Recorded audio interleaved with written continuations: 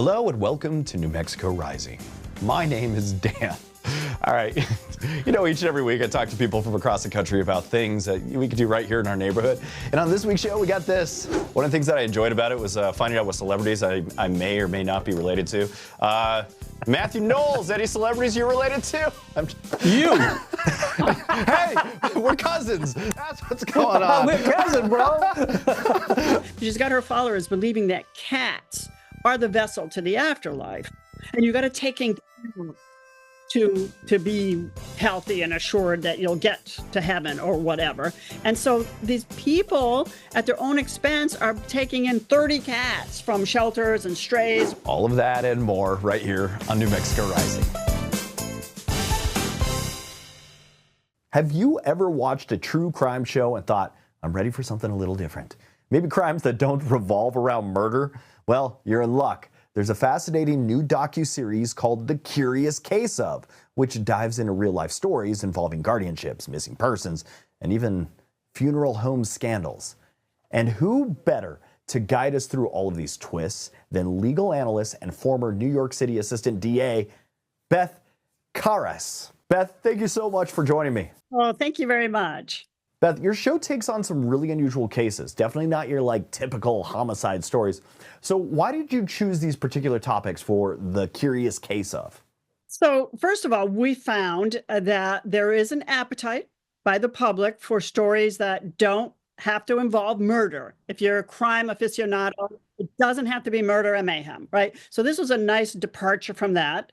The Natalia Gray series, which was 3 seasons, was very successful, showed us that. So we found these really twisted, weird stories where you go on a journey. Like, what? I mean, it's like head snapping. Sometimes it's like, I can't believe they did this, or who do I believe? I don't know. I don't know what the truth is. So we look for stories that were kind of twisted that would be compelling and capture the interest of the viewer. And so far, so good. One story that really got my attention centers on Bam Margera, someone who's been pretty open about his struggles. How did he end up on your radar?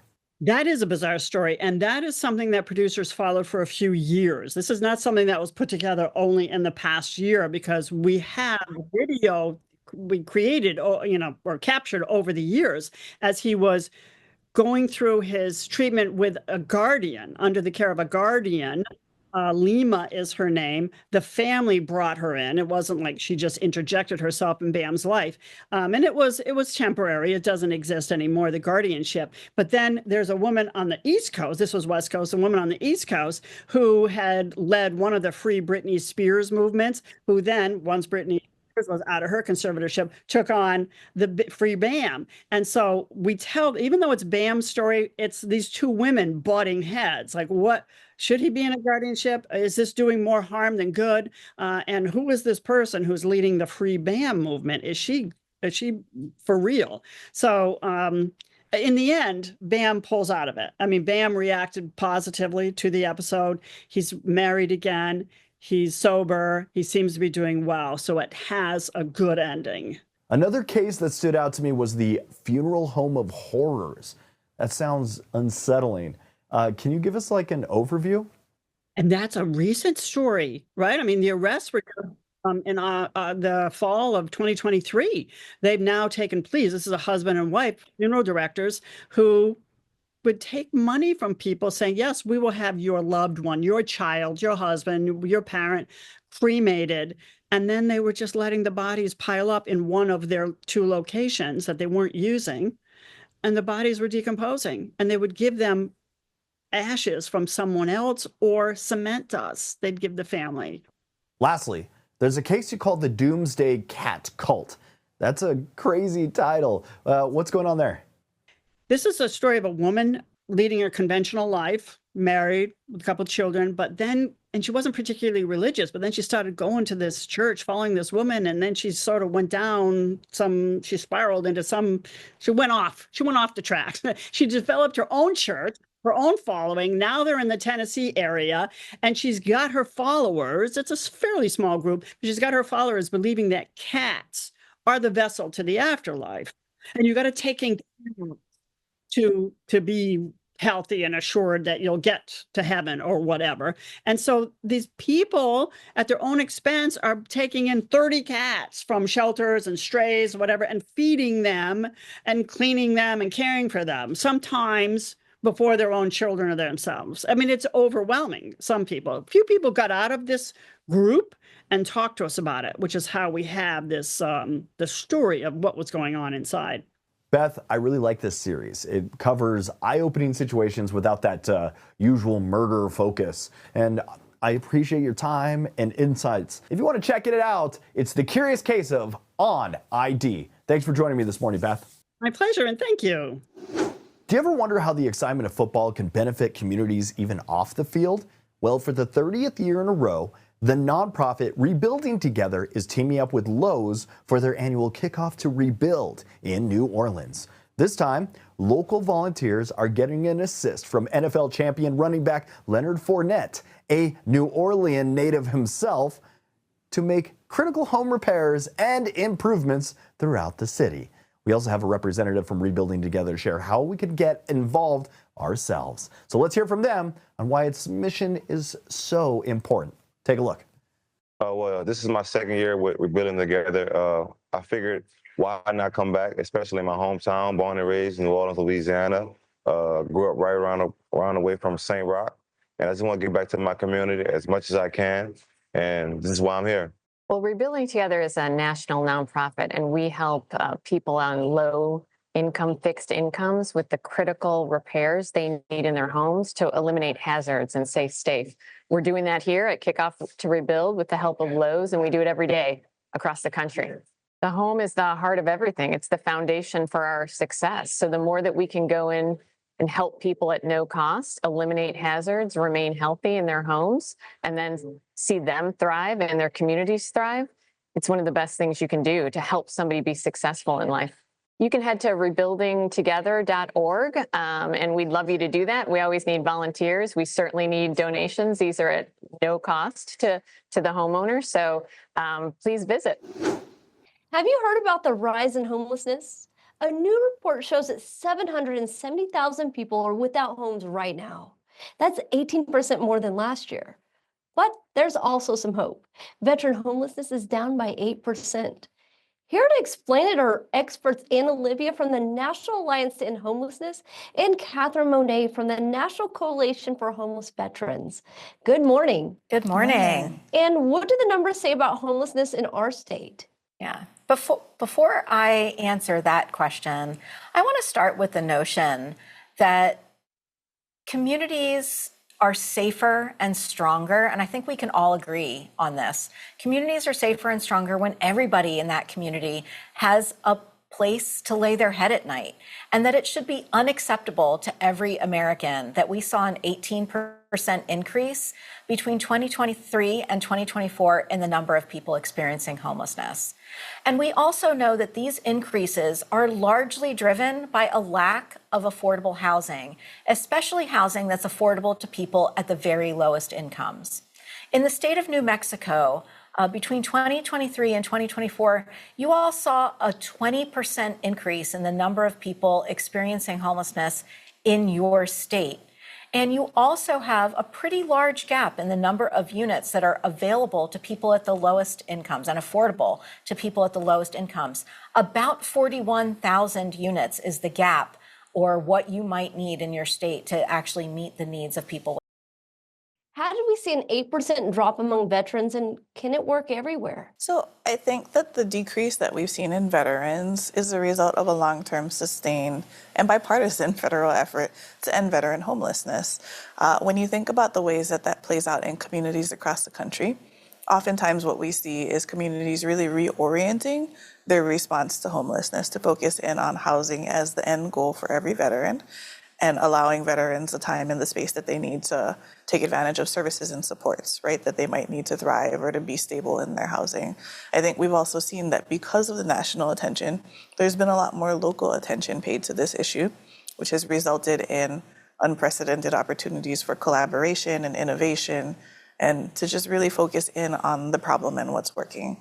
And I think the last thing that has really come from this big sustained national effort is resourcing, right? We've seen an unprecedented level of federal investment into programs at VA and HUD and also to a lesser degree the Department of Labor that have really worked and have, allowed communities across the country to do what they need to do for veterans. Do you have any success stories that can give us hope? Yeah, Catherine and I have the privilege of being able to travel the country and talk to providers and communities about what's working in their community, what their challenges are. And I can share with you that there is a lot to be hopeful about. We've seen bright spots, even though the national data is challenging. We've seen bright spots in places like Chattanooga, Dallas, Texas, Miami, Florida, and Spokane, Washington, where they are actually decreasing the number of people who are experiencing homelessness.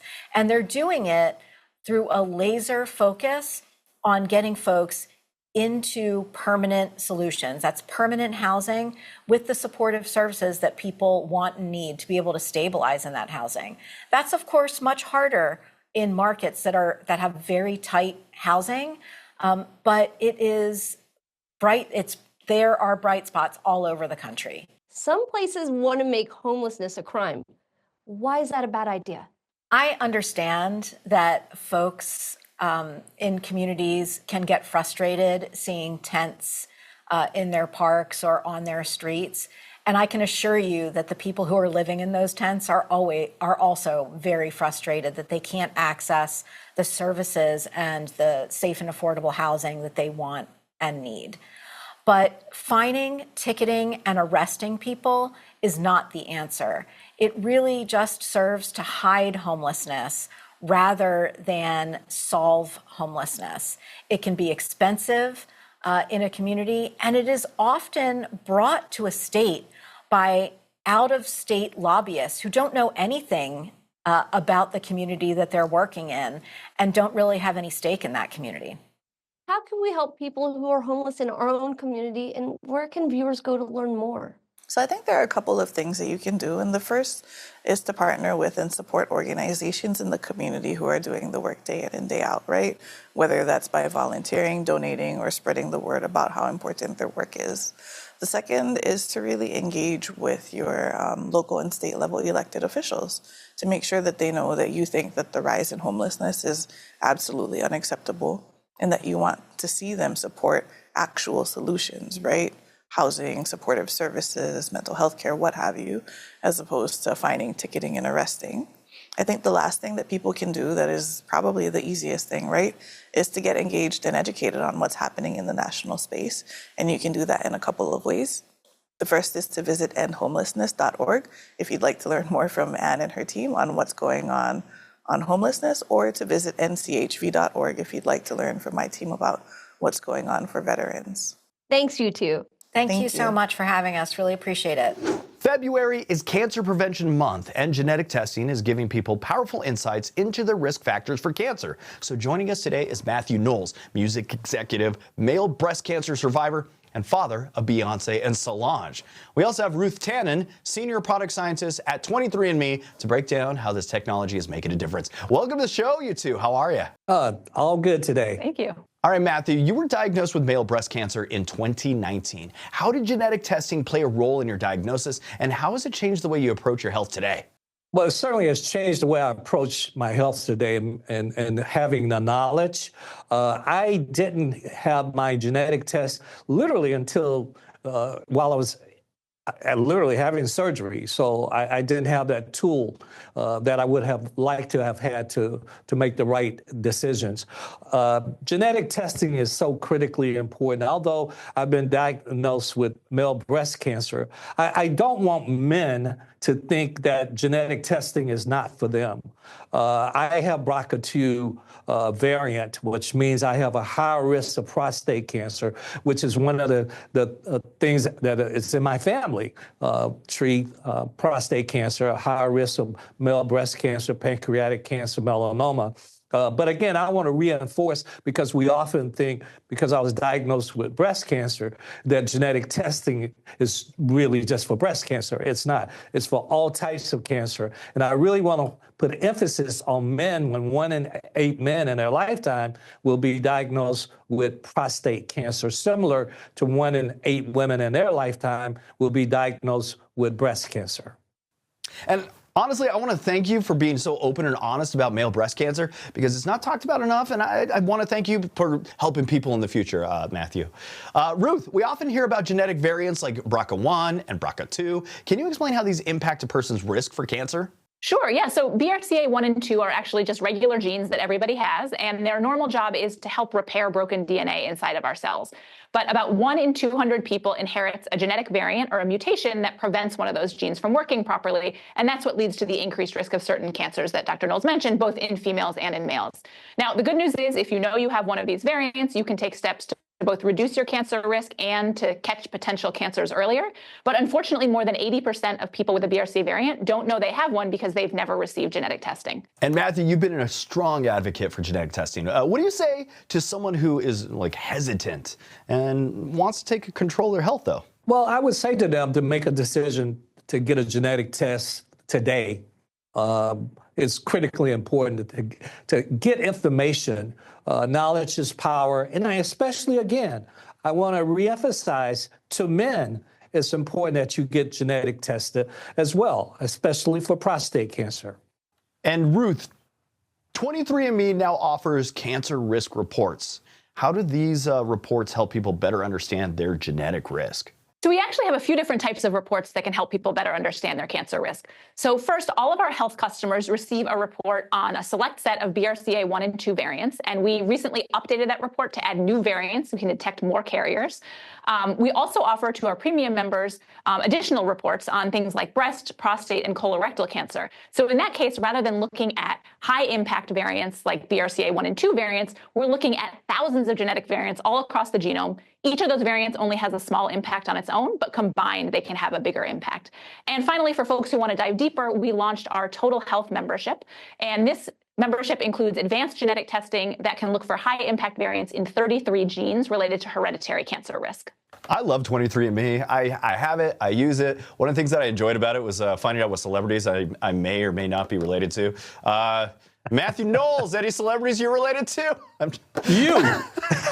Hey, we're cousins. That's what's going on. We're cousins, bro. All right. Thank you, guys. Where can we go for more information? Maybe learn more about some genetic testing. Yeah, you can find out more at 23andme.com. Thank you, too, for joining me this morning. Thank you. He's back with another season of real-time, high-stakes law enforcement action. It's On Patrol Live. It's become a must-watch, taking viewers across the country as officers patrol their communities, live and unfiltered. Host and executive producer Dan Abrams is here to talk about the new season and the latest additions to the show and what makes On Patrol Live stand out in the world of live TV. Dan, welcome to the show, my friend. It is great to be with you. All right, so the show has had a huge impact, giving people insight on giving them an inside look at law enforcement in real time. What do you think has made On Patrol Live such a success?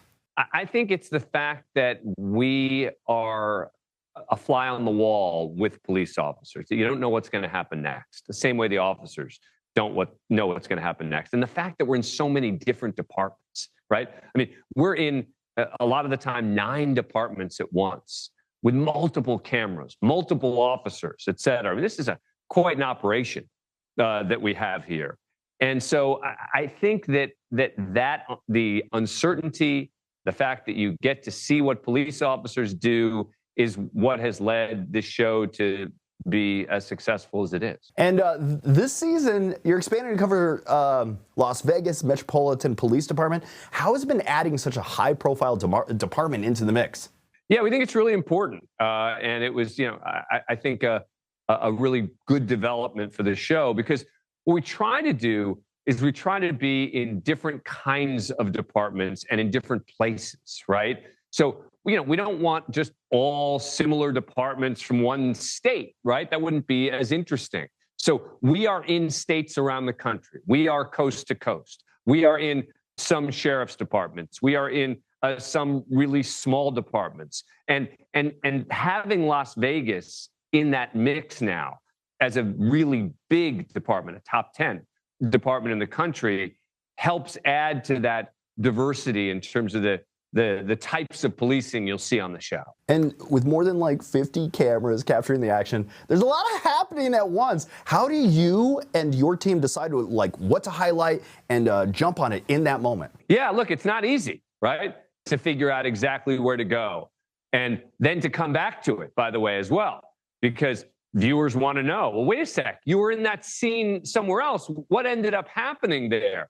So it is a very complicated show to do, to try to piece together. And look, and sometimes maybe we don't make the right call, meaning it's live, right? So we say, we're going to go here. And then we decide, oh, you know what? Let's actually go to a different scene, et cetera. So that's part of what makes the show so exciting, is the live aspect of it, is the fact that we're going from department to department. And you're right, making those calls sometimes isn't easy. And the show also features a missing segment that helps try to raise awareness for missing person cases.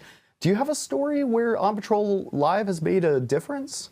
We have dozens of cases where On Patrol Live has helped find people who are missing. And that really is one of the hallmarks of the show, is we've got this really passionate community, right, who love watching the show, and they are a community. And yet, when we talk about the missing segment and about how they can help, man, they jump. The community shares it on social media, and the number of times that we have heard from either departments or the national organizations that are helping to say, it was the On Patrol viewers who did it. That makes this all worthwhile. Dan Abrams, I want to thank you for joining me. And I got to show all my love to Reels channel. That's kind of where I started doing this whole TV producing and all that stuff. So big love to everybody over at Reels channel too. So there you go, man. You can catch On Patrol Live every Friday and Saturday night from 9 p.m. to midnight Eastern on Reels. Don't miss the action as law enforcement officers take you inside their nightly patrols, live and in real time. For more info, visit reels.com. Dan, thanks for joining me, my friend. Yeah, sure. My pleasure. Singer-songwriter Eryn Bent has been captivating audiences since she was 14, blending her Montana roots with formal vocal training to craft heartfelt folk and country tunes. Her honest, gritty approach resonates in every performance, and we're excited to learn more. Eryn, welcome to the show, my friend. Thank you. Thanks for having me. All right, so you've been performing since your teens and you're classically trained. How do these dual influences shape your sound and stage presence? I feel like being classically trained, it definitely helps with any sort of vocals that you feel you may want to find yourself singing. But I fell in love with a lot of the classical aspects and emotional aspects of Broadway and some opera and singing like that, but of course really loved poetry and maybe writing my own songs. So I feel like being in maybe little small town roots and hearing certain singer songwriters, I felt like I had something to maybe put together there as far as music to voice to words. All right, let's introduce this. It's Valentine's Night. It's off of her album Blush. Let's take a look at it right now.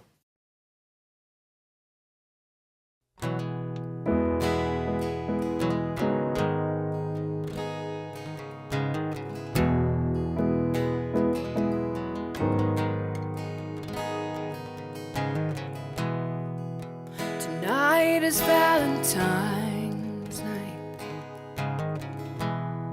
and I'm spending it alone. Soon I'll turn off the light, wait until the morning. These days I just slide by, try my best not to cry. I see reminds me of you and the pain you put me through. What is love anymore? What the hell am I fighting for? What kind of game could this be? I've given you all of me.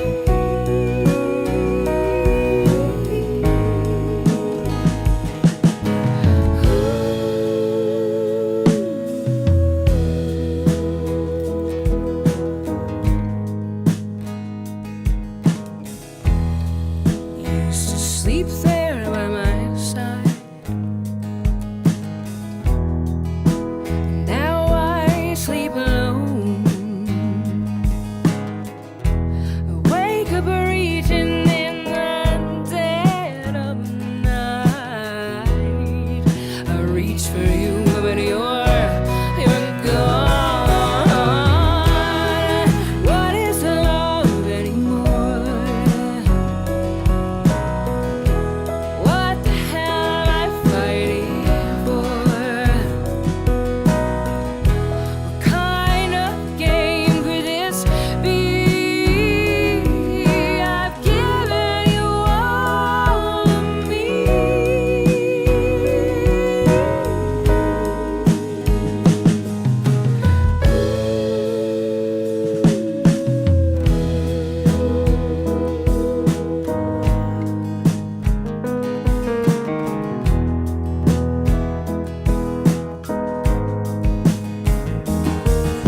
Said has been said, what's done has been done, and so am I.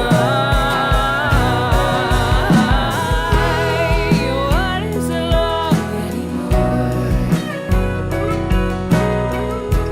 What the hell am I fighting for? What kind of game could this be? I've given you all of me.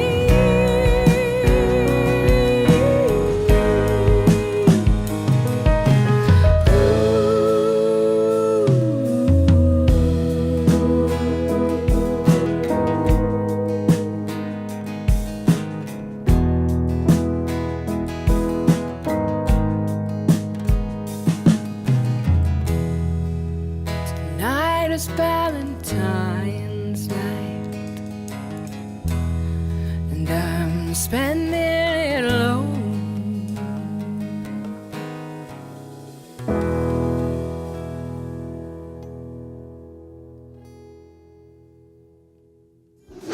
And that's it for New Mexico Rising. I want to thank you for tuning in, checking out the show. Hey, if you want to be on the show, all you got to do is email me. Go to my website, newmexicorising.com. We got a form for you to fill out. Send it my way, and maybe you can be on a future episode. Make sure you follow us on Instagram and Facebook, and follow us on YouTube. That's at NM Rising.